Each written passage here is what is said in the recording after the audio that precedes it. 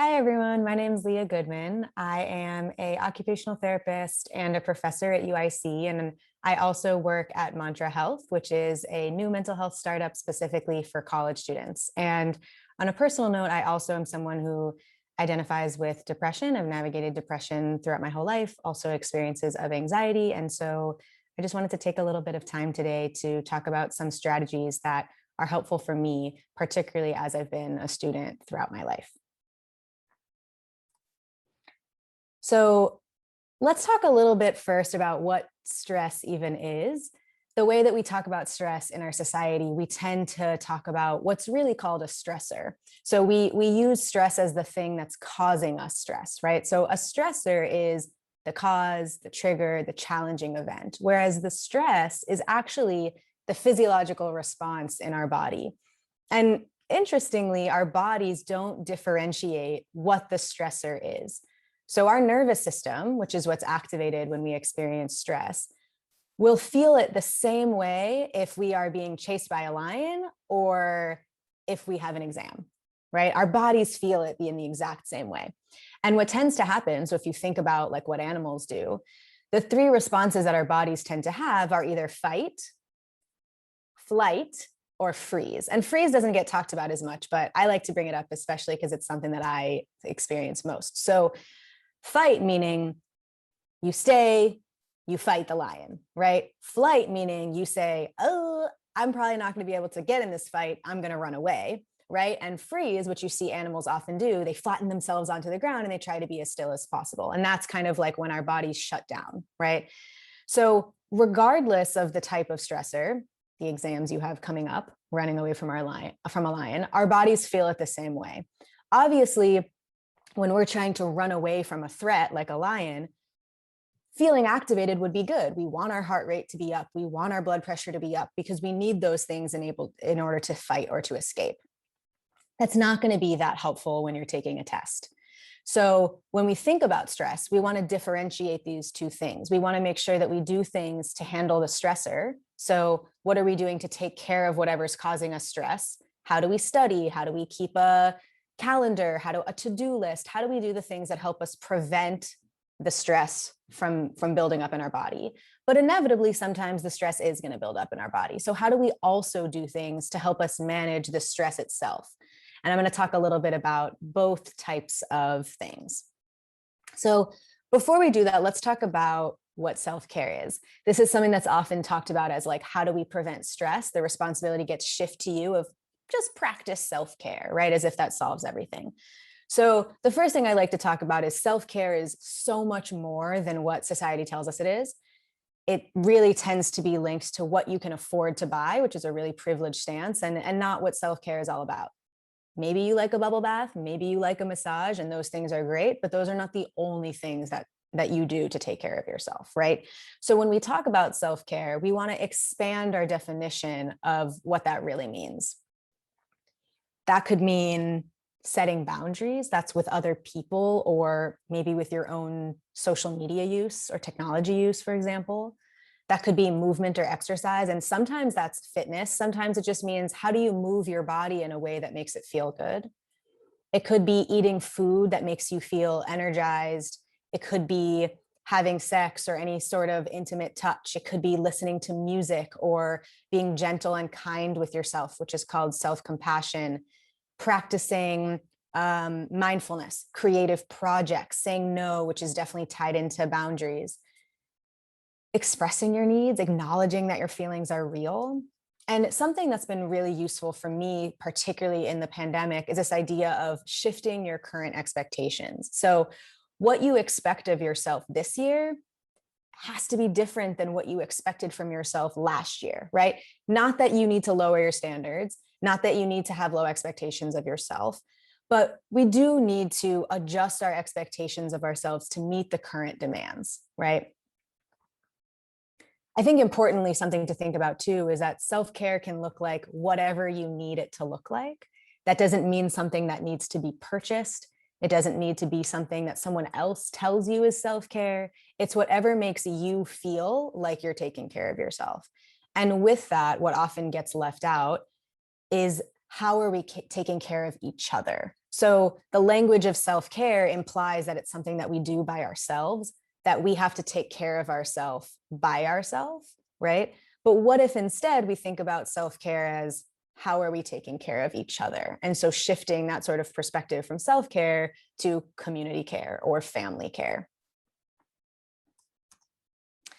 Within also this idea of preventing stress, or what are the things that we're doing to try to help ourselves from becoming really stressed out, one of those things is self-compassion.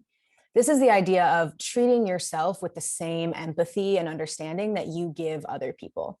So if we were to play back a recording of our own self-talk, it's probably a lot less nice than the way that we talk to other people, right? So let's say your exams are coming up. Let's say typically on a test, you sit down to take your exam and you can't remember one question. You know you studied it, but just for the life of you, you cannot remember this answer and you get it wrong. Maybe you say to yourself, oh, you're so stupid. I can't believe it. I studied, I knew the answer, and I got it wrong. You're such an idiot, right? I hope you would never say that to someone that you really care about, right? If your friend said that, you'd say, whoa, it's okay. You forgot. It's one question. It's fine.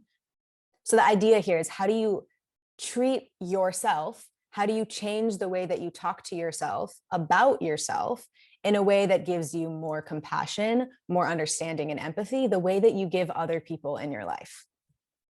Sometimes we need other people to help us stay accountable to that.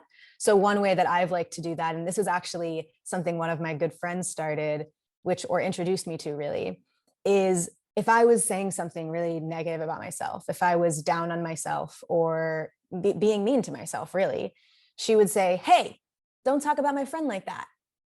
And so that's now something that I've applied to my own friendships, my family, my partner, that when you notice people not being compassionate with themselves, right? How can you sort of hold them accountable to being nicer to themselves by saying, hey, don't talk about my mom like that. Don't talk about my partner like that, right? And it's been kind of like a playful way to remind myself that I need to practice self-compassion as a way to help me manage my stress and my anxiety.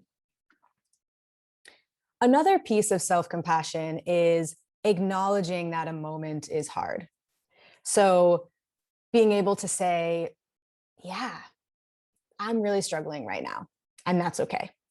Self-compassion doesn't mean that we need to focus only on negative things, but it does give us the space to at least acknowledge when things are challenging. So if you want to repeat this out loud, that would be great. But if you don't, at least repeat it in your mind. So saying, it's okay to be struggling. I have tools to thrive. People care about me. I'm doing the best that I can. And I will be kind to myself. And you can use any type of language that feels the best for you, but it's acknowledging that sometimes things are just hard and that's okay. And you don't have to pretend that they're easy, right? Self-confidence is awesome. Self-affirmations are awesome. If you wake up every day and you look in the mirror and you say, you are amazing, that's great, right?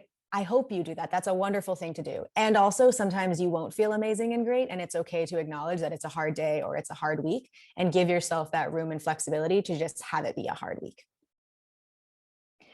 Another strategy to think about with this kind of idea of preventing stress and anxiety, we spend a lot of time talking about time management. And I want to shift your perspective a little bit to thinking about how do we focus instead on how we're using our time and how we're managing our energy. So one component of that is that right now in the middle of the pandemic, like, what is time, right? Every day sort of blends together. I don't know if something happened last week or 3 months ago, to be frank. So how can we sort of recreate a routine that resembles pre-pandemic times? Maybe even that means that you're just shifting rooms in your house, like you're going from your kitchen to the living room to outside to your bedroom, but not sitting in the same place for 12 to 14 hours a day. Things that can give you a sense of when the hours are shifting and when the days are shifting. Another key component is trying not to work where you sleep. So our bodies respond to what we're telling it to be, the amount of energy we're telling it to have in certain spaces. And so it's really confusing for our body, for our circadian rhythm, which is what is in charge of our sleep. If we're saying in one sense, be productive here, this is where you work. And in the same, also communicating, go to sleep here, this is where you relax. And so if we can keep those spaces separate, if you can keep where you sleep separate for sleep and where you work in a completely different space, it's a little bit more clear about where we should be experiencing wind down and where we should be experiencing productivity. Something as well that has been extremely helpful for a lot of my students and for myself as well is how can you plan your day around your energy levels? So not just about these are all the things I need to accomplish in a day, but thinking about when is going to be best for you as an individual to do those things. So for an example, I don't like to wake up early. Please don't talk to me before 7 a.m. because I will probably have my eyes still closed. Whereas my partner likes to get up at 5 a.m. and can be really productive then. Whereas I'll be really productive during the day and sometimes even get another spurt at night where I feel really focused. So just starting to be intentional and pay attention to your own energy levels throughout the day so that you can make choices around when you do things. If you know every day at 3 p.m. you experience a slump, you have no energy, your brain feels kind of foggy, to the extent that you can, how do you not plan things that are really needing a lot of your emotion, your mental clarity, at 3 p.m., right? So how can you make decisions around when you want to be doing things based on when you experience certain kinds of energy? Sometimes we don't have control over when those things happen. Maybe you have an exam scheduled at 3 p.m. that you can't change. It's still really good information because if you know that you experience a slump at 3, what do you need to do before that exam to enhance your ability to feel focused and clear at that time? Do you need to take a walk? Do you need to do some jumping jacks? Do you need to do some deep breathing? What's going to be helpful for you in that moment? Making sure that you schedule self-care and connection. So it can seem really like not a big deal to just only put things that are required in whatever planner we use and whatever we use to manage our time, right? Maybe you write down your exams, maybe you write down meetings you have or classes you have or places that you have to be. That is communicating to us, these are important. You need to do them because they're scheduled. So it's really important to also then schedule things that are equally as important for our health. So how do you schedule taking care of yourself and other people in your life? How do you schedule moving your body? How do you schedule calling your best friend who you haven't talked to in a few months, right? All of those things are equally as important to help you take care of yourself. If you're not taking care of yourself, you're not going to do well in school and you're not going to do well on your exams. They're equally as important because they contribute to each other. So we need to make sure that in the same way that we're scheduling important things like class and exams, we're also scheduling things that we know we need to take care of ourselves. It can also be really helpful to plan things to look forward to. So not just thinking about what time is my exam, but what am I going to do to treat myself when that exam's over? How am I going to honor the amount of work that I put in and do something for myself after? And I think another key piece that goes with this idea of adjusting our expectations of ourselves is how do you forgive yourself when maybe you didn't manage your time the way you wanted to, because it's okay, right? So that's where that self-compassion piece ties back in again. The next piece that I want to talk about is kind of moving from this preventive piece to talking a little bit more about what happens in the moment. So it's great. We can all do things to try to help us prevent stress. And also we will all inevitably experience stress building up in our bodies. So when we think about this idea of what happens to our nervous systems, that we experience this activation when we're stressed, we need to be able to communicate to our body, it's okay. You no longer need to be activated. You're safe, right? So if you think about how our body essentially, when it's experiencing stressors, is responding like we're running away from a lion, we can't just stay in that perpetual state of running away from a lion. That wouldn't be sustainable. We'd always be in that active state. And so at some point, we need to communicate to our body, okay, you're safe. The lion's gone. You're good. And we need to do the same thing when we experience any other type of stressor. And there's a really great book out right now called Burnout by, Emily and Amelia Nagoski. And they have 7 evidence-based ways of how we complete the stress cycle. Completing the cycle is doing what I just said, communicating to your body, you're safe, you're okay, you no longer need to be activated.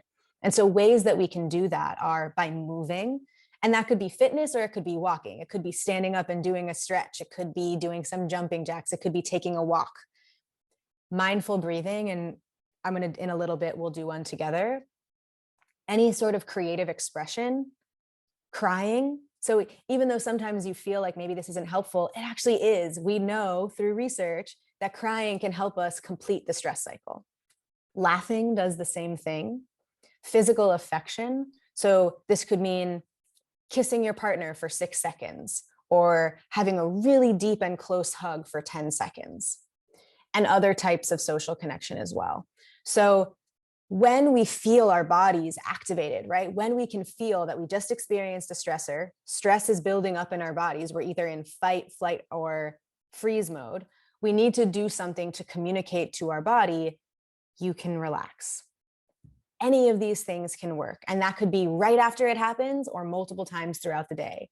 So let's say I get off of a meeting and I get some bad news and I can feel that was just a really stressful experience for me. I can feel myself start to get heightened. Maybe my chest gets tight or I get that like stomach drop feeling or my hands get sweaty. Indicators to me that I'm experiencing stress in my body. Maybe I'll get up from where I'm sitting, walk around my apartment a few times, kiss my partner for 6 seconds, punch a pillow a bunch of times, right? What am I going to do to communicate to myself that stressor has ended? You are safe, right? And whatever you want to do, whatever works for you, but try out different things and see when you actually allow yourself to complete the stress cycle, the stressor doesn't go away, but your body doesn't experience it the same way. Because what's harmful to our health is not stressors, it's not addressing the stress itself, right? Life will inevitably always have stressors. When it's not this exam, it's the next one. When it's something that's happening to your kid or to your partner or in the world, like, I don't know, a global pandemic, stressors are always going to be there, but it doesn't have to become harmful to our health if we know how to address the actual stress in our body, right? And so these are ways that we know this completing the cycle to address the actual stress in our body so that we can be safe, regulated, and then be able to handle the other stressors in our life that will inevitably happen. So let's talk a little bit about anxiety. We throw this word around a lot. And so I just wanted to take one moment to acknowledge the difference between feeling anxious and having the experience of like a clinically diagnosed anxiety. They're very different. You don't need a diagnosis to have anxiety. You also don't need either of those things to experience being anxious, but just want to differentiate those things, that if you experience anxiety or you are anxious, that doesn't mean that warrants having a diagnosis. It might, but it doesn't always have to.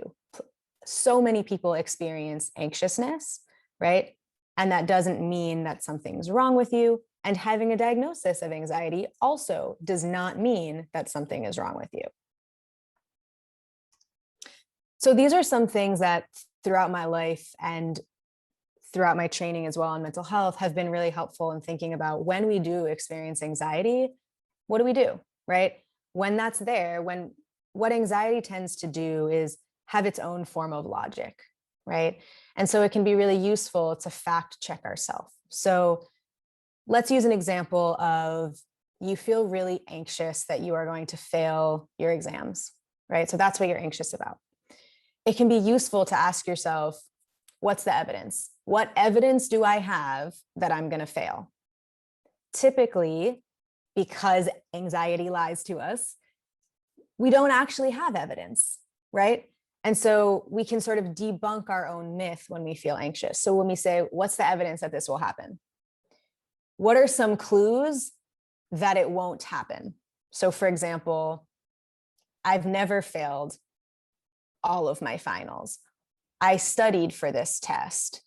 I've done really well in the class up until this point, right? Whatever the clues are, that you, in fact, are not going to fail every single one of your final exams. Asking yourself, okay, so if I'm not going to fail, what will likely happen? What will likely happen is I will do the best that I can and I will do well, right? Or I will do the best that I can and I won't fail.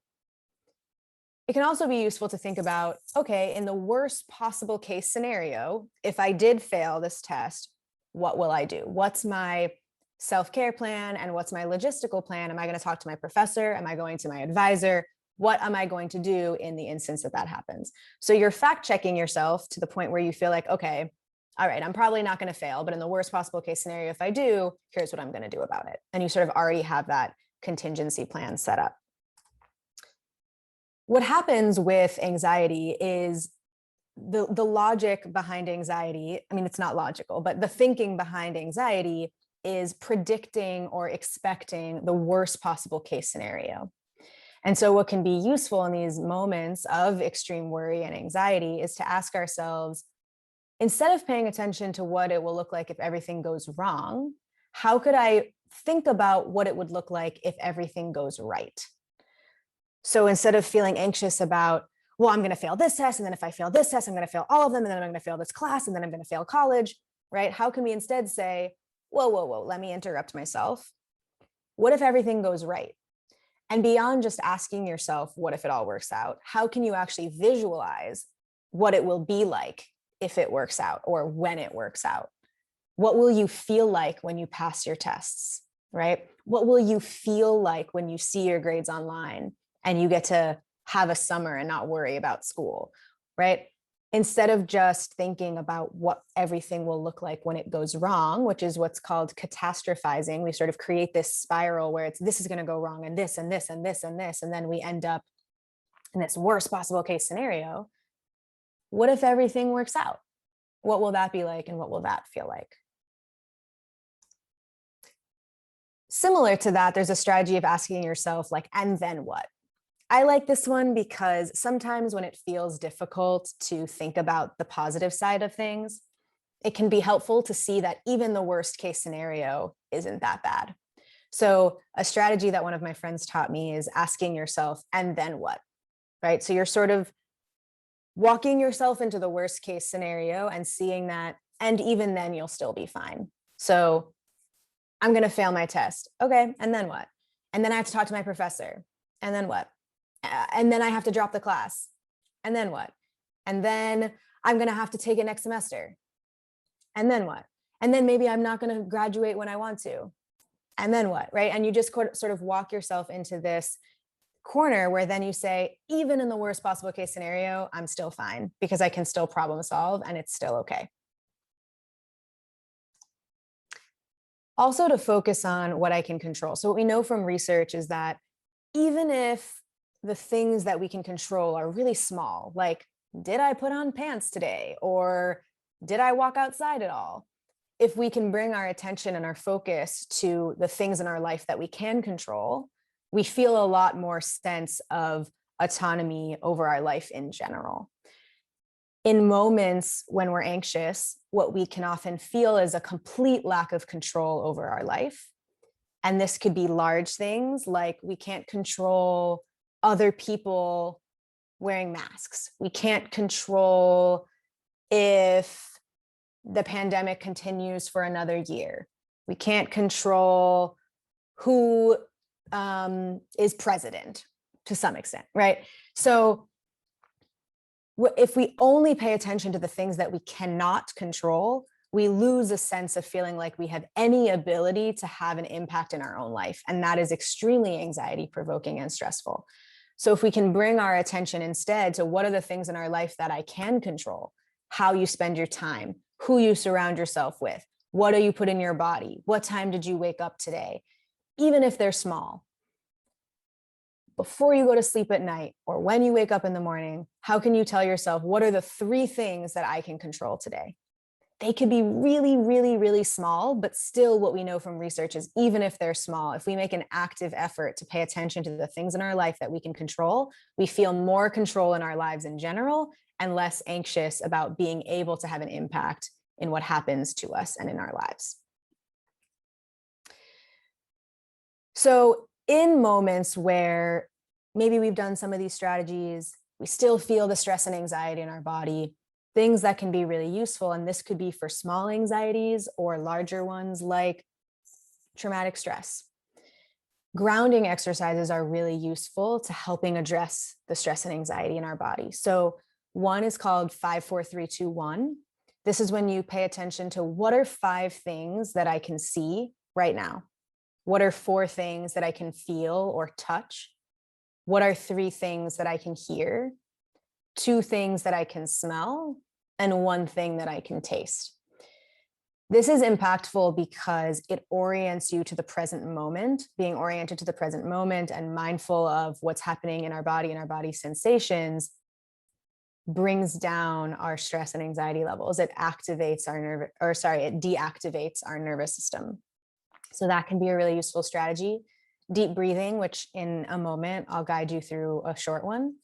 Being around pets. So if you have a cat, if you have a dog, it could be the sensory experience of repeatedly petting them, or it could even just be being around animals or being in nature. Nature is also something that, whether you live in a city, I live in Chicago. So maybe even if I'm just walking outside to my back alley, the feeling of fresh air has been shown to reduce feelings of stress and anxiety in the moment.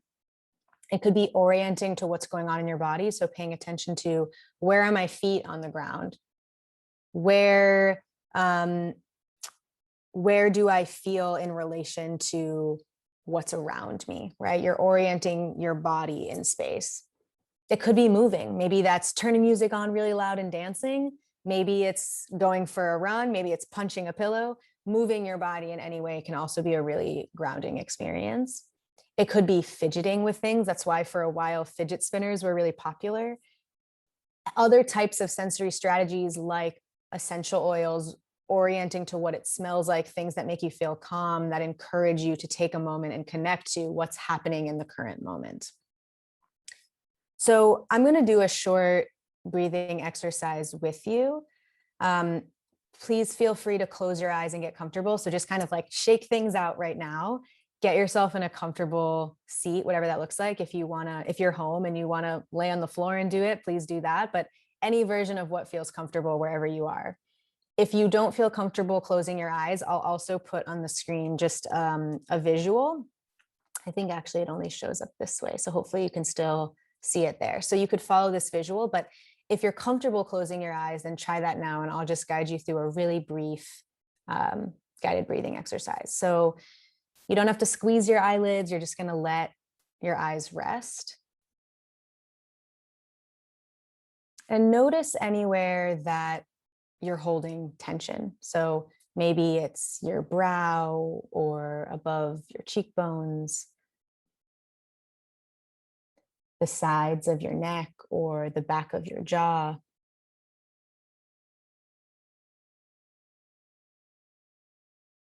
And the next time that you exhale, just try and soften. Just try to see if those places that you're holding tension, you can just release them, even a little bit.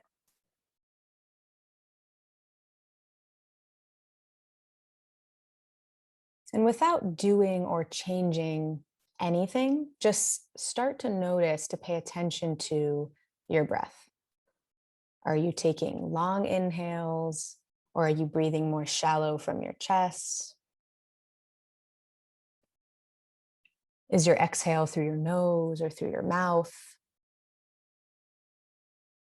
And see if you can notice, observe, without feeling the urge to make anything different. You're just collecting information.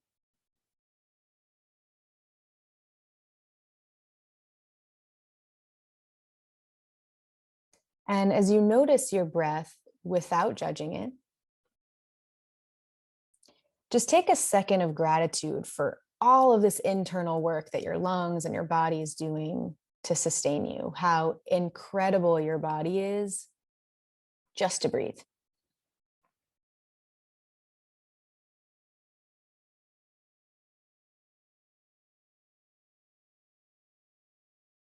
And now bring one hand to your heart and one hand to your low belly.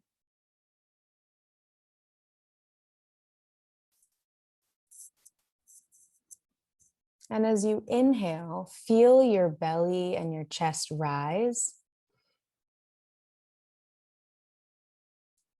And as you exhale, feel them fall.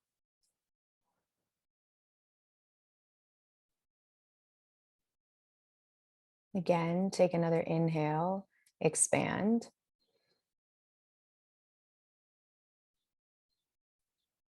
Exhale, feel it fall.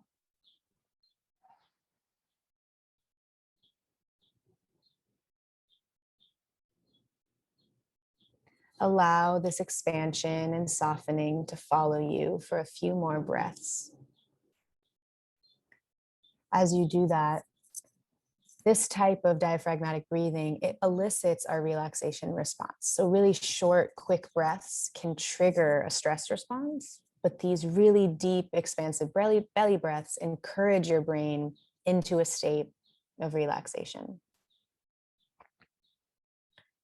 So much of the time we hold in our feelings. We're taught socially acceptable spaces, places, and manners to express our emotions. So the next time you inhale, as you exhale, just let out a sigh.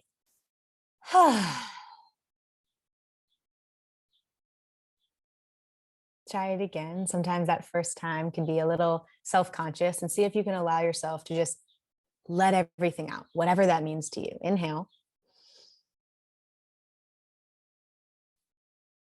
Exhale, push it away.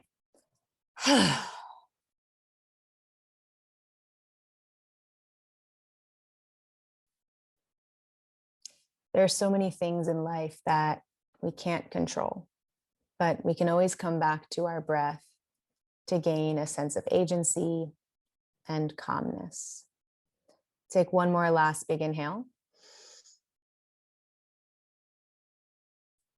And exhale, push away anything you don't need.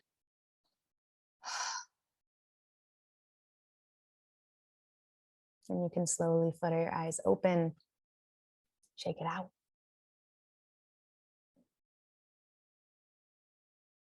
And thank you all so much. Good luck with all of your exams coming up. You will be awesome. Thank you.